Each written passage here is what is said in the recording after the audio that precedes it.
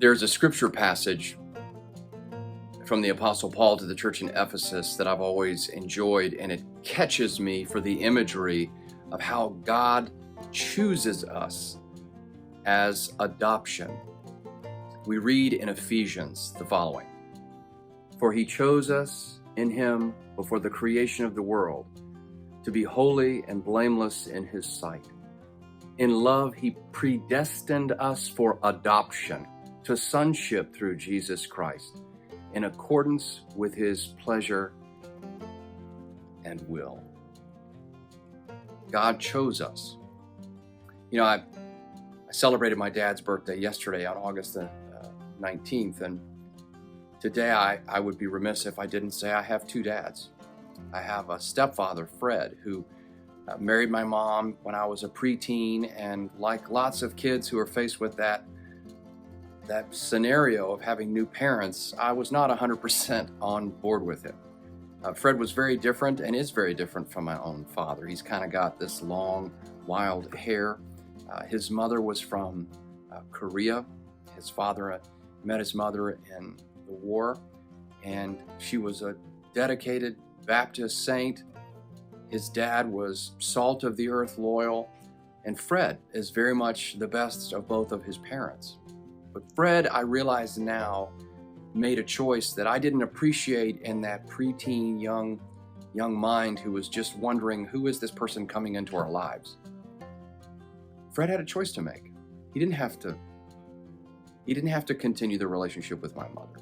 He didn't have to be kind to me. He didn't have to extend nurture and grace, knowing for the rest of his life he was going to be a father figure to me in some capacity. He didn't have to invest all the money he invested in me. He paid for a lot of my college. He treated me like a son. And now my children see him as just a third granddad. And I would make the case, sorry, Dad and Carrie's dad, Roger, I think Fred's the favorite.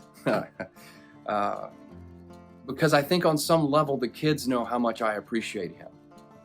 Our earthly parents get the credit and the attention, but really it's people like Fred in our lives who choose to love us that makes the difference. That's the analogy that Paul uses in Ephesians. God, by his good pleasure and will, extended himself to us before we could conceive of life, before the creation of the world. God made a choice to choose a people by his will and by his pleasure. So know this: if your relationship is broken with your earthly parents, there is a God whose love is perfect. And furthermore, that healing that he wants you to go through is so that you might be someone like Fred by your choice to someone else. Right now, my son is going through confirmation. He loves his youth director. There are adults in my children's lives that they may forget their names as they grow up, but they're making an indelible mark on their spiritual lives. They're choosing to do that as adults in the lives of our children. Choose to be that person for someone today. Choose to love by an act of your will and pleasure, and therefore model the agape, perfect love of God that Paul writes about. I love you, Fred.